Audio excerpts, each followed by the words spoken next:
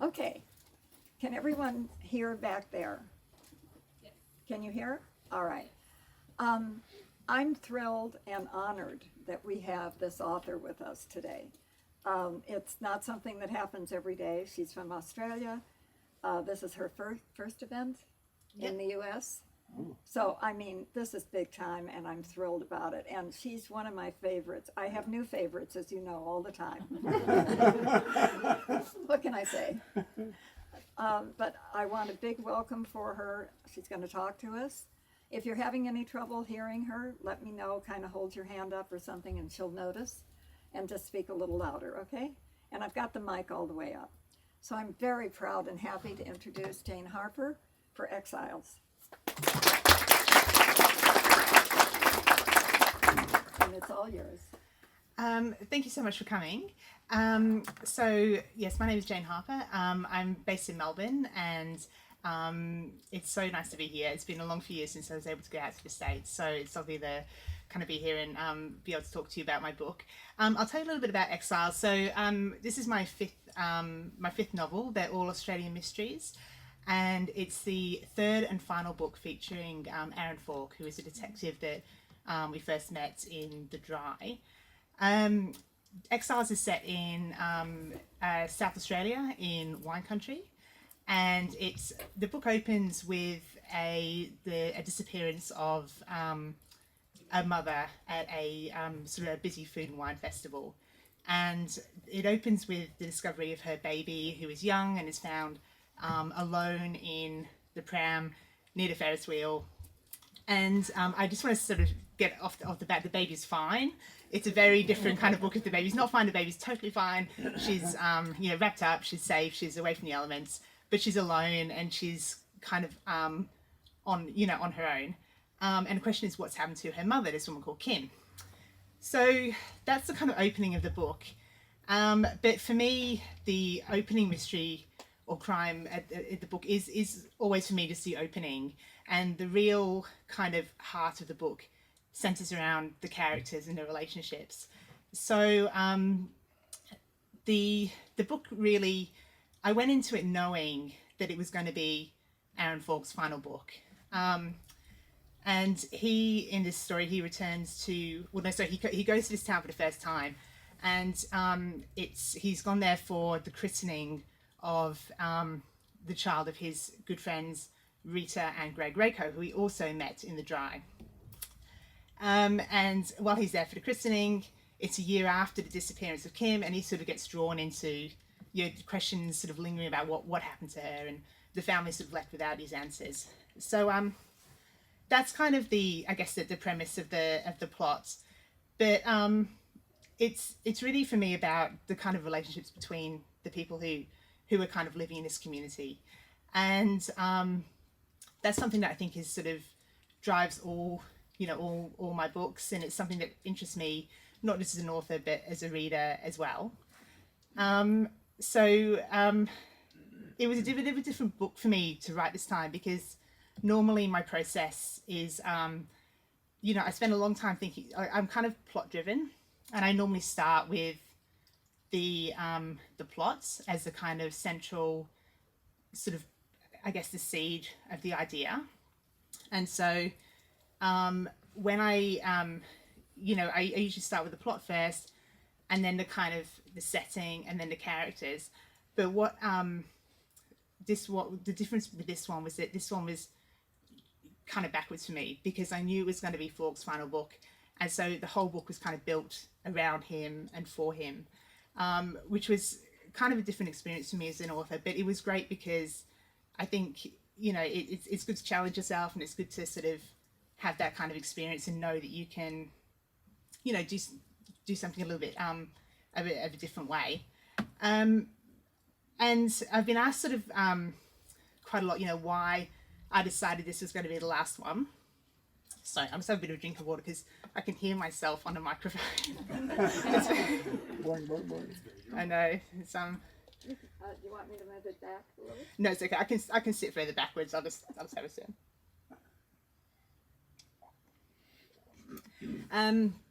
So I was asked a lot in Australia, like, why I decided this was going to be the third and final book, because I think, you know, when I first sort of started writing the book, you know, I guess you kind of, there is that question, if you've got a character who's recurring, you know, how long is that going to go for, and how many books does maybe that character have in them? And I think, you know, I wrote The Dry, which had Falk in it, and I wrote Force of Nature, which he was also in. And then I took a break and I wrote 2 standalones, which were The Lost Man and The Survivors, which, if you haven't come across, were a kind of completely different cast of characters, and they're completely sort of you know, not related at all. And so I kind of was, you know, thinking to myself during those years, like, what do I do with Falk? Do I come back to him? Do I sort of, you know, how many books do I come back to him for?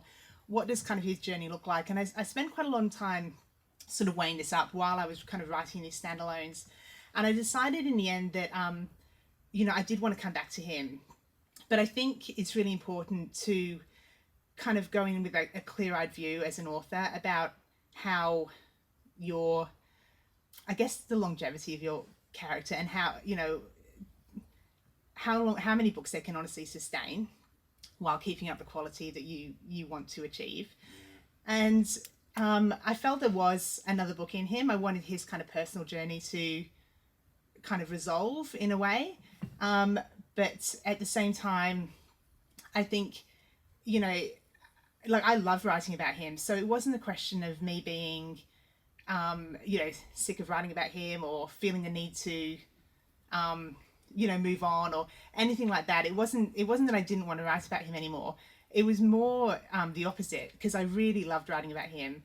And yeah, he has been with me since page 1 of book 1, like back when The Dry was like this kind of untitled, you know, terrible draft on my computer. And, you know, and so he's, you know, his my relationship with him has been one of the most important of my life. I mean, it's completely, you know, transformed my career in so many ways. So I feel like I owe him a lot, you know. And what I didn't want to happen was, I didn't want it to get to the point where, you know, you're kind of writing book after book and it just fizzles out because you can't sustain it, or the interest has gone either from me or from the reader.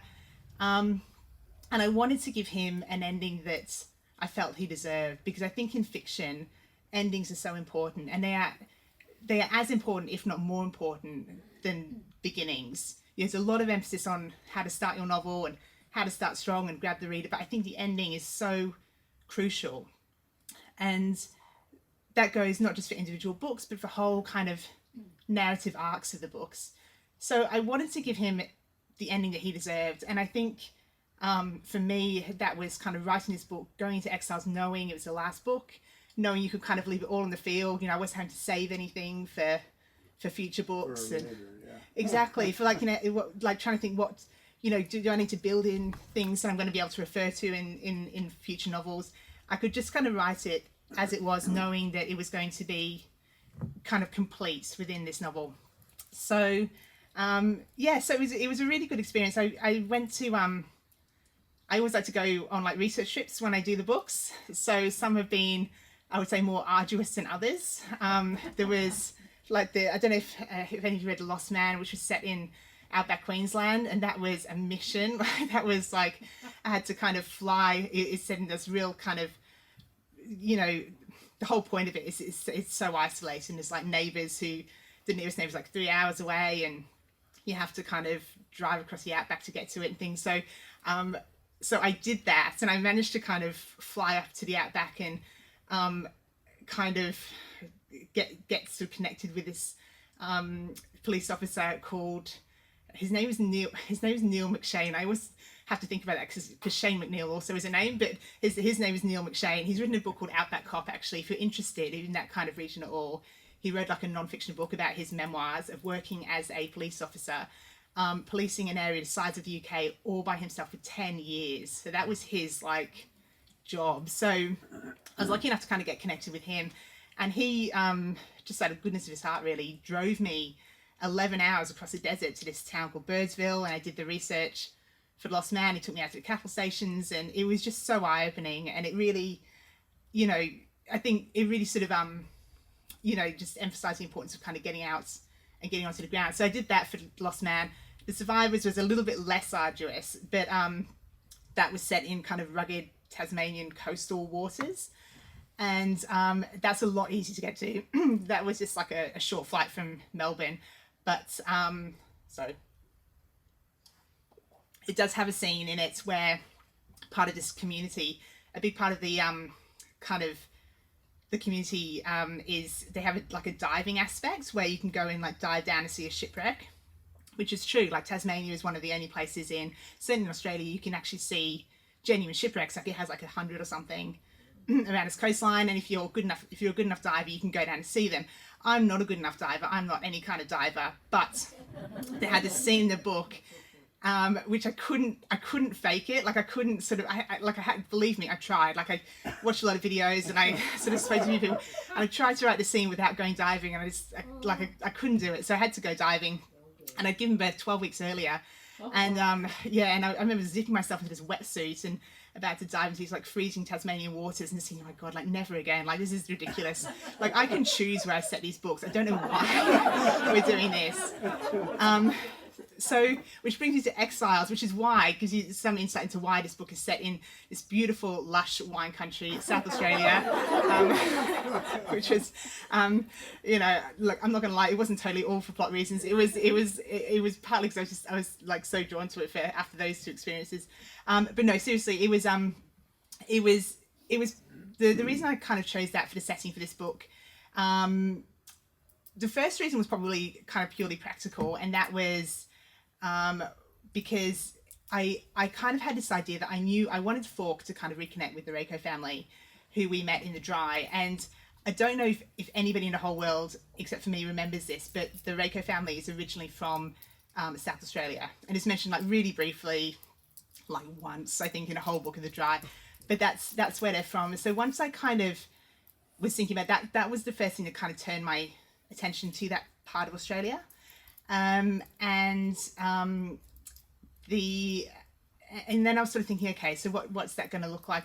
And I don't know if any of you have been over there, but if you're ever lucky enough to go to South Australia, it is this, renowned for its wineries. Like it's just this beautiful kind of region. The weather's well, actually it gets quite hot there sometimes, but it's generally lovely. It's beautiful countryside. And they're kind of really known for these kind of food and wine sort of, communities. So that was sort of what led me to the kind of setting for this one. And then, of course, if I can go out to the outback, I can certainly go to wine country to research. So, although it was actually a bit touch and go though, because I was writing this book a lot during 2020, and in Australia, our borders, much like but our state borders kept on closing, and there was like definitely there were a couple of times when I sort of was hoping to go, and then the borders were closed and I couldn't go, and I was sort of developing this kind of plan B about what would happen if I couldn't get over there. Like I'd kind of spoken to a few people and lined up quite a lot of, I don't know, I guess like people I could kind of call on maybe to sort of take videos maybe, or take me on like a virtual tour through their winery, that kind of thing if I needed to. But in the end it didn't happen. I was able to get out there, and I was able to get out there at the exact point where I kind of hope to do the research trips, which is always when I like to get to a point where I've got like a kind of complete sort of draft down, like the full book is down, and then I like to go at that point, because at that point I've kind of identified the gaps in my knowledge and fine-tune it. Yeah, that's right. So it's still a point where I can still make significant changes if I need to, but I kind of know, I need to know how many people does it take to run this place, and what kind of things do they make, that kind of stuff. So I've got some things I need to know, and then you always find things that you don't know. So managed to go out there. Went with my husband, we left the kids with my parents. It was great. We had a great time. It was so inspiring, and that was kind of what's it was. Those were the kind of regions. It was the McLaren Valley and the Barossa Valley. If anybody ever gets a chance to get over there, those were the kind of regions that inspired the book. So that was So that's kind of the, I guess the that's sort of the, I guess the story. The origin story of Exiles. And I know a lot of them will have questions. Yeah, sorry. We're talking a little bit. I'm not quite sure what happened, but if anybody has questions, Yes. So we're done with Falk, which is very sad. And you've written a couple standalone books which are excellent. Is there another recurring character in the works, or are you enjoying maybe going back to some standalones? Yeah, it's a great question actually, and it's one I'm sort of considering quite a lot. I think I do find standalones I think a little bit easier to write, mainly because my kind of process is kind of plot first, then what characters do I need to tell this story, and then what's the setting. So it kind of builds outwards from the plot. The reason I think a standalone's a little bit easier for me is because with that everything's on a table. Where if you've got a recurring character, you're a little bit tied into their backstory and who you're sort of a little bit limited with that, which is not necessarily a bad thing. And I think the thing is, like, if I were going to do another recurring character, because when I was writing The Dry, I didn't know it was going to get published, let alone I was ever going to write another book. So I was kind of going to like a blind idiot, just didn't really have any sort of future plans. Whereas now I know a bit better, and I kind of feel though that sort of inhibits me a little bit, because I kind of know, I think if I were to do it, if I would say plan another 3-book arc with a character, I would almost, for myself, I'd need to almost plan all 3 books before I could commit to doing one. And that's like a lot of planning. Like, I'm not sure if you could maybe do the whole big overall arc, but yeah, I haven't quite worked out whether that's something I could sort of tackle, or maybe I should just sort of go for it and work it out. So it's a good question. I haven't quite found the answer to that myself yet either. Thank you. Yes? This is not really about your book so much, but you mentioned the pandemic lockdown areas. From here, I thought it was Australia that was locked down. It sounds like it was different areas you couldn't go to either.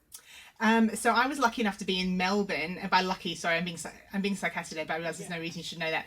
Melbourne was we actually hold title for the longest lockdown city in the world, which was our little claim to fame during COVID. So Melbourne itself was a lot of times, there were times when the rest of the country was sort of relatively free to be honest. All the states closed their borders actually, and Melbourne particularly.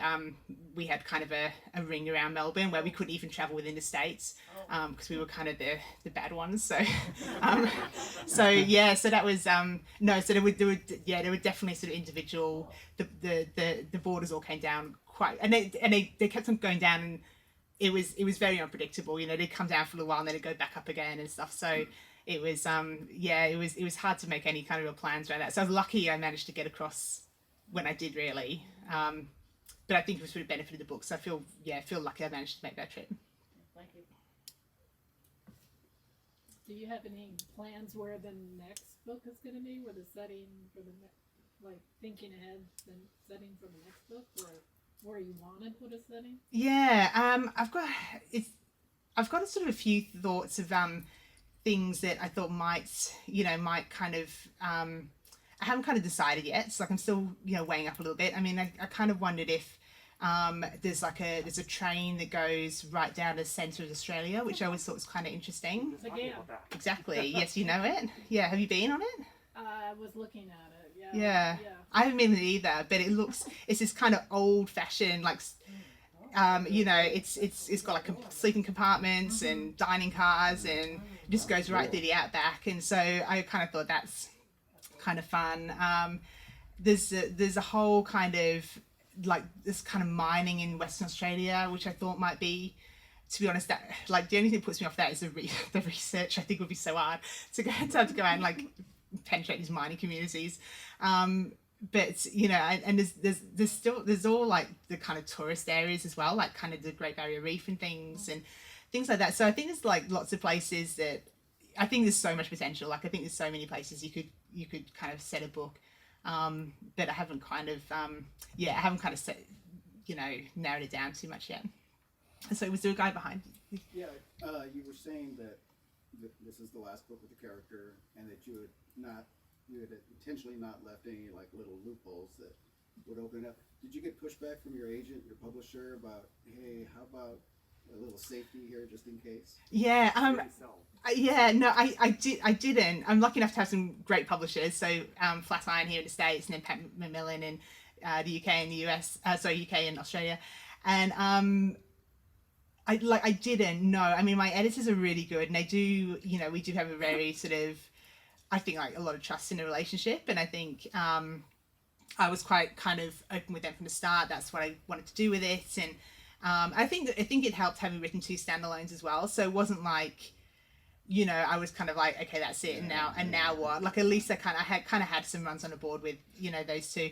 But I do think I did kind of get the sense a little bit that maybe I was the only one who wasn't nervous about it. Like I feel like I feel, and I still feel entirely comfortable with the decision. I still think it was absolutely the right thing to do. You know, there was I never got any kind of commercial or financial pressures or anything from the publishers at all, but they exist nonetheless, you know, in terms of like my readership and movie deals and all kinds of things. You know, there is probably a financial incentive for me to continue with that character to a degree, but I feel for me long term it's not the right decision. I think it would be short term gain for long term loss, and I think it's important as an author to kind of put those to one side and just make the decision that is right for the character, and, you know, really be clear eyed about what is, you know, what, not try and push it beyond the point where it really feels natural for me or for him as a character in a book. Yes. One thing that I've admired about your books is your ability to really immerse the reader in the setting. Like with The Dry, I felt how unforgiving that environment was. And I'm just curious, is that a skill that you've honed, or is that just a natural part of you as a writer? Well, thank you. I'm glad if the settings kind of come across, because that is something I kind of do think about a lot when I'm writing it. I think, you know, I don't know really, because when I set out to write The Dry, I never really, you know, I didn't really realize when I was writing it sort of how big a part the setting would play until I guess I was kind of quite deep into it. So it wasn't like I sort of set out to write the book thinking, you know, I'm going to be an author who really celebrates settings and locations. Like that wasn't kind of my intention from the outset. But you know, I think it is really important to make the most of the settings. And, you know, sometimes it's a bit of a shame if you've got a setting that kind of feels, when you're reading a book, just feels like a bit of a backdrop, and it's just there, but the story could really be set anywhere. And so ideally when I'm kind of looking for a setting, I'm looking for one that I'm thinking about it really early, like one that really supports the plot. So ideally it in some way, maybe not directly, but indirectly kind of drives it's a factor in, I guess, what's happened, you know, the mystery, you know, of the book, and it also drives the action in that it is it sort of informs how the characters behave. So how, you know, what their relationship is with that community. Have they grown up there? Are they new? Do they like it? Do they have friction? You know, and that sort of determines their actions, yeah, and their reactions to what's happened. So, you know, it's ideally kind of woven through, by the end, you know, my aim is that the reader would read it and think, yes, you know, that story couldn't have been set anywhere else. And then it's a question of like doing those research trips and like kind of cherry picking those aspects that are going to really bring, like give that kind of ring of authenticity, you know, where you feel like, yes, this is set in this place because, you know, of certain unique things to that area. So I guess that's on a practical level how I kind of approach it. Yeah, I was gonna say the same thing, because my favorite book is The Lost Man, and I found thirsty at that time. Yes. You know, with the weather, it's like I need to drink more. Yeah. But I find in every book, the weather and the setting is, I mean, remarkable the way you describe it. Mm-hmm. Yeah. My other question was, as far as I know, I only know The Dry was made into a movie. Have the other ones? Do you have any plans with the other books? Yeah. This is the end of hope. No, yeah, thank you. The Drive was meant to an adaptation, which I loved. Like I absolutely love that film. And it's pretty exciting. The same team behind that have actually made Force of Nature, so which is the second book with that character. They filmed it. They filmed it last year during the Australian winter, which was mid-year. And Eric Bana is back as Fork, which is great because I thought he was such an inspired choice for that role, and certainly in Australia readers like embraced him as that character. Like they loved him on screen doing that. So So he's back, and it's the same writer and director, who's a guy called Robert Connolly. And so I got to see like a really rough cut of it before, just before Christmas, and it looked great. Like I really, I thought it was a great watch, and it was very sort of, close to the book in the kind of tone and feel and the way the dry was, and it kind of has that the same sort of feel. I guess that the adaptation of the dry was just a really thoughtful, sensitive kind of way to bring that story to screen. So I'm not too sure about like release dates and things yet, but I'll post on my website and things, when things happen. But yeah, watch this space, because that's kind of coming soon-ish. Probably not soon. I'm not sure. Things seem to take ages, a couple of years. Yeah. I was going to, I guess, kind of a similar question, but I was wondering what it was like to have someone else kind of make the script for something that you wrote and have to be a little more hands off with that, because I imagine you didn't get to choose the actors and write how that would play out. So what was that like being a little more hands off? Yeah, it's a great question. And my kind of my kind of relationship with the sort of the film aspects is sort of changed a little bit over time. Like I think I'm sort of I was lucky that I really liked the adaptation. I think some authors are not that lucky, and I sort of I'm pretty sure that like that luck won't last my whole career really. I'm sure it'll be not great adaptations. So Robert Connolly, who's a director, and he wrote the screenplay, he actually lives quite near me, so he's very collaborative. And I think the beauty of Robert is that he kind of puts his ego to one side. Like he doesn't want to rewrite my book. He just wants to make a great film.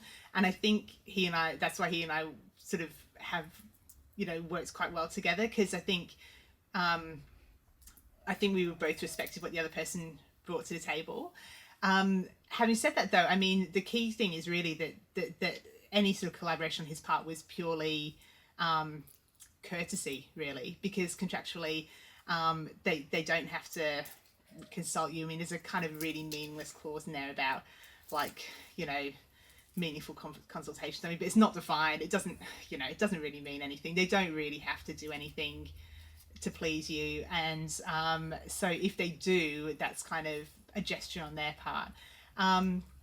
So the way I kind of look at it is I sort of I feel lucky that I'm able to kind of wholeheartedly support Roberts and Eric Banner and their team, because I think they have done like a great job with the adaptations. But the way I kind of keep my sanity around it is I just you sort of have to look at it that when someone buys options or the rights and really what they're buying is the opportunity to have a go at putting a story on screen. But it's their project, and really it's nothing really to do with me. They don't have to stick to it. It's their own project, and I think it's so important for me to have that kind of freedom of creativity which my publishers give me. They don't kind of try and railroad me or push me into a certain ways I don't want to go. And I think it's important to give the filmmakers that courtesy as well, and because they've bought it, they've bought those rights, they've bought the rights to have a crack. They can do what they want with it, and if they don't want to, well, they're really writing their own by doing the screenplay, right? It's their own. Absolutely, yeah, and that's right. They it's their own thing, and if they don't want to follow the blueprint of the book, that is fine. They've still paid the money for it. They could follow it or not follow it. It's up to them, and and I just sort of, I guess my feeling is that no one ever blames the author. It's not kind of, the adaptations are not usually, it's, I think people understand how these things go through a process. And so, yeah, I've been lucky so far with that team, and, and I would hope to maybe work with them again, on Exiles certainly, but maybe on future projects as well. But, yeah, who knows? Like it's, I'm sort of mentally braced for it not to always be as good. I have a question. What did you do before you became an author? So before I became an author, I was a journalist full time. So I was a print journalist on a bunch of different newspapers, mainly actually community ones. So in the UK and also in Australia. I wasn't a very good journalist in that, and by that I mean I was quite good at like I like to think I upheld the ethics, and I like to think I sort of, you know, kind of represented people's stories accurately and things. But I didn't really have the hunger that I think you need to have to kind of rise in the industry. So it was, you know, print journalism is quite, certainly in the UK and Australia, is like very cutthroat, and it's quite, you know, it's quite a masculine environment. It's a little bit sort of toxic in its, you know, many ways. But and I just did not have like the killer instinct that I needed to kind of rise. So I spent a lot of my time as a journalist kind of covering like really like low level stuff, like, you know, like school stories and like community meetings, and you know, like I worked for a lot of like the bridal magazine supplements and things like that. So I was not like a kind of, you know, Watergate type, you know, sort of breaking the stories. And I think it's because you know, my heart was, I enjoyed it at the time, and I went into it because it was a way to get paid writing professionally. So I did love it, you know, but it was, but you know, what I loved about it was writing. Like I didn't really love going out and like knocking on doors and things. It was, my favorite part was when I had all the information and I could like actually just sit down and write the story. So yeah, so I was sort of getting a little bit disillusioned with that, and in my kind of, so in my like spare time, because I didn't have kids then, so I had, you know, loads of spare time, and I used to come home and like for an hour just kind of work on this manuscript that I decided to write this, you know, I'm going to write this book, I'm going to just fit it in around my work.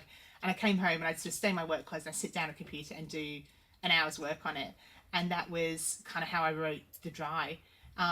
And it was really just a bit of an escape from work and kind of a bit of a personal goal, rather than really have any actual expectation that it was going to get published or I'd ever be able to kind of leave, you know, quit my day job to do it. But so yeah, I was pretty happy with the way it turned out. How have you changed that working format now that you are a novelist? Now you have a bigger picture that you're writing now. Have you changed the way you schedule your work? Yeah, I have, and it's a bit of trial and error, to be honest. Like it's taken me a few years to probably get to the point where, you know, like to kind of work out, you know, what works best for me. You know, I kind of used to work from home, and that was just a nightmare. Like I don't know how many people, probably a lot of people here, have had to work from home over the last couple of years, and I kind of made that mistake of thinking like working from home was really fun, and then it sort of, you know, quite quickly I realized actually it's just like living at work. You know, it's not, yeah, as fun as you think it's going to be. And so quite quickly then I always said I needed to set sort of an office space, like so I got this little office space, like, you know, 15 minutes walk from my house, which I actually love having because I just do work there. Like I just do the writing work there. I don't even really do emails or meetings or anything. I just do the writing, and I find that's really helpful because as soon as I walk in there, it actually, I kind of feel my brain like switching on to what I need to do writing wise. Like it's sort of a real kind of subconscious thing now. And a lot of the the writing day is honestly built around like kind of my children's needs. So they're 6 and 3. But I do have a husband, so he takes on a lot of the childcare and things. But you know, a lot of it was built around like kind of what days are there in daycare, and so you know, so I'd kind of do at least sort of 3 days a week, basically like 9 till 4 or something, just trying to do as much as I could do during that time. And I think the main benefit that journalism gave me was that when I kind of sit down at the computer, I can work really well to deadlines. So if I know I'm going to have to finish work at a certain time, I can kind of work out what I need to do that day to keep on, you know, track for the bigger picture, and get it done by that time I have to leave. So that was probably one of the biggest kind of beneficial skill transfers that I got from that. Oh, so I think Dan? Yeah. Do you ever create a character that as you're writing the character you become so annoyed with them or so enamored with them that you either want to kill them or elevate them?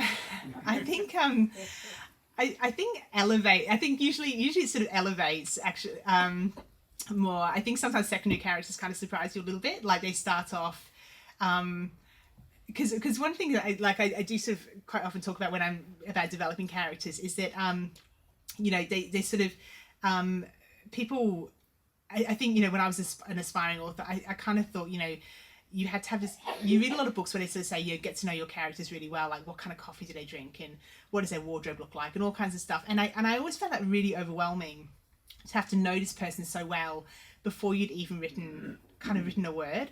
And I think that really put me off for a lot of years. And part of that's because I've realised that I kind of approach it a different way, whereas I very much view the characters as this is not a very kind of great sort of romantic way to look at writing, but this is how I do it practically.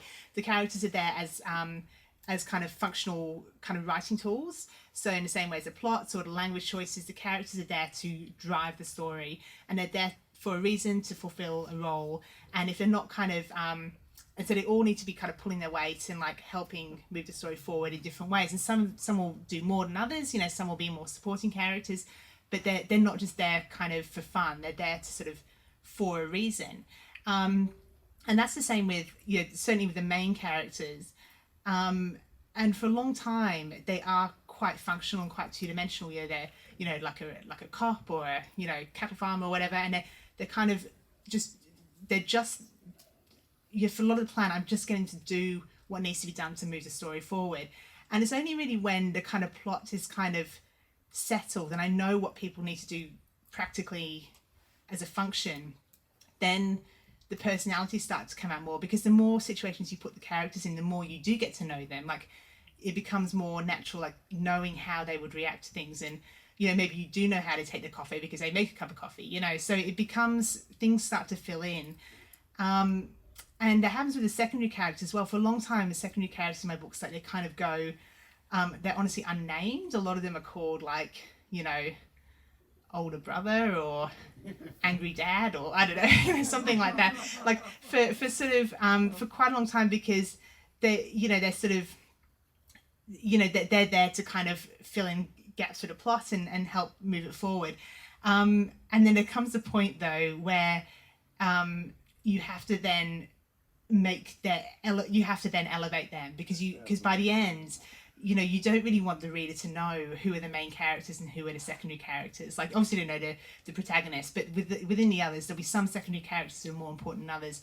But when the reader reads the book, you don't want them to know that. You want them all to feel, you know, equal, like they're real people. So you have to kind of then, that's, you know, make sure they have, you know, like, obviously name them and things, but then sort of flesh out their secondary characteristics. So that's the point probably where, yeah, secondary characters who, you know, even though as an author maybe I know that they are secondary, you need to kind of elevate them so they feel like part of the cast. Yes? I'm hearing many rewrites here as you're talking about the characters as they develop, as the story keeps developing. Do you take it a piece at a time, or?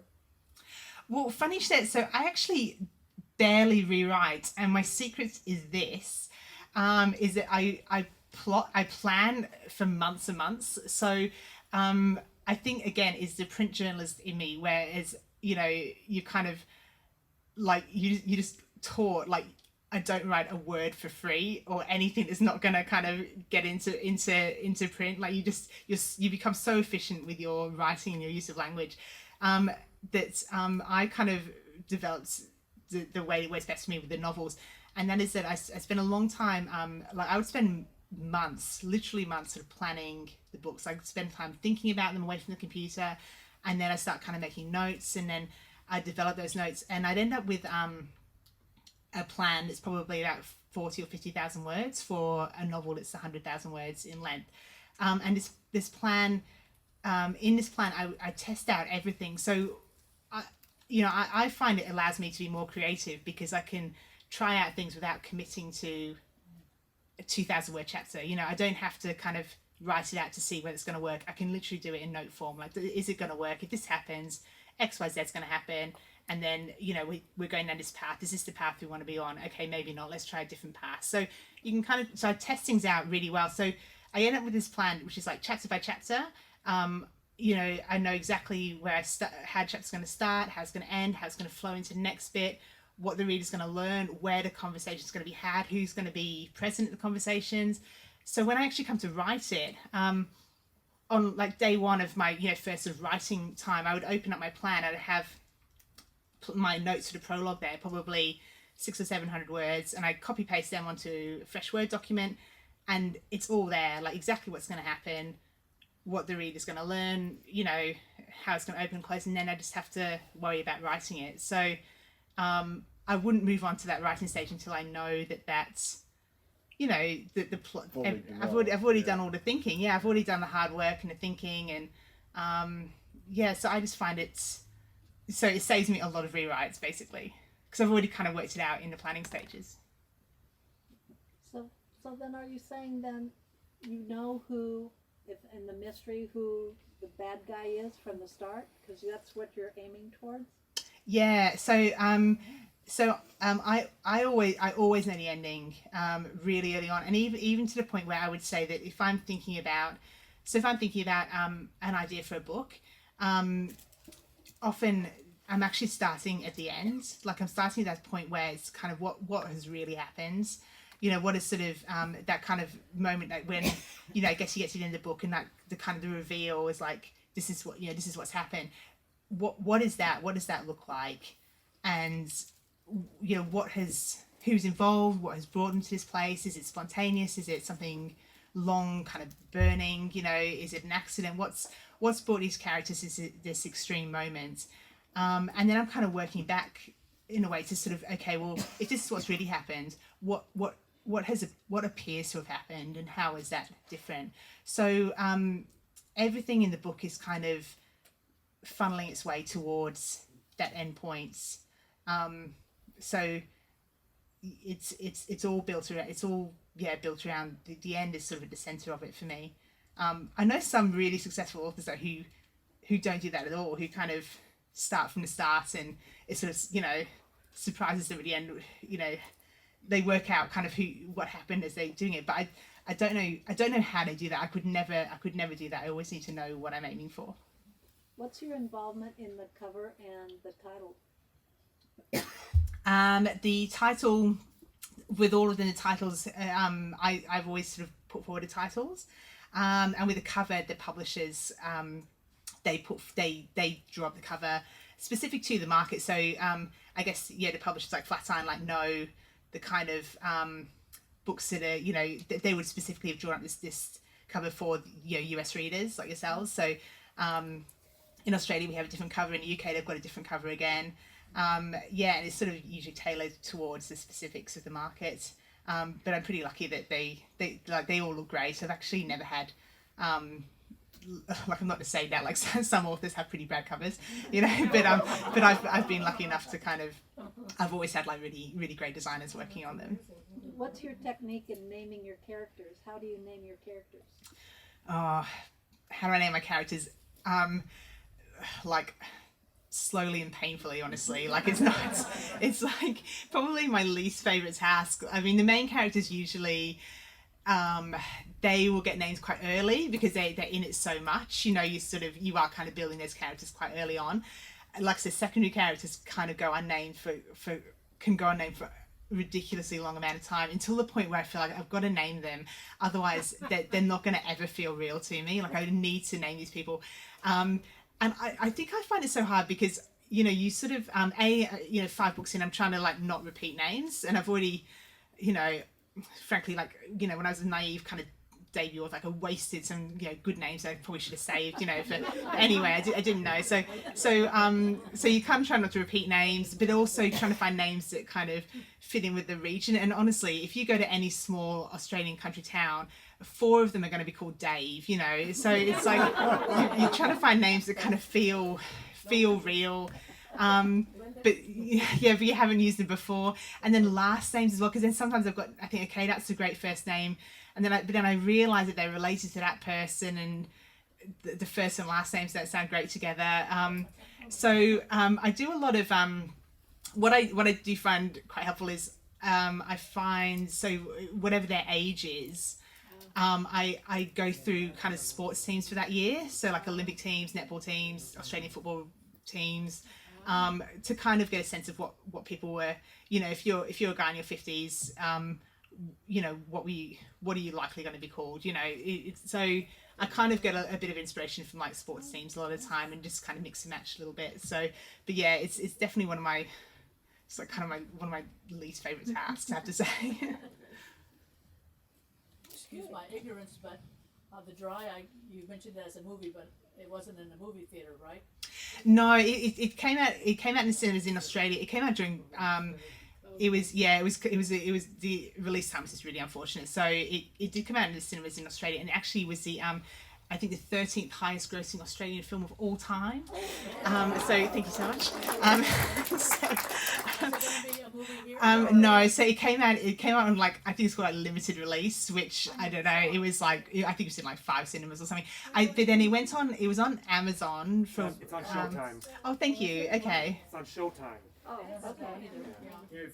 Get the free trial for a few days. Oh, okay. It's a great film. Like, I think, most people who like the book have, it went down really well in Australia. Like, I think, the readers really, I really loved it, but I think, readers are kind of like, they'll tell you what they think, and readers, I think readers really liked that it was a great companion to the book, it really kind of captured all the kind of stuff you want to see. So yeah, Showtime apparently. Thank you for that, because I might get asked that again. So. I saw it on Amazon, so that was a while. On Amazon, yeah, it's on Netflix in Australia, but I don't know if it's. I think we get slightly different stuff. Or you can get like for Apple, you can pay to rent it for. Okay. Still on Showtime. Still on Showtime. Okay. Good. Okay, great to know. Thank you for that. I'm sure that will come again. So thank you.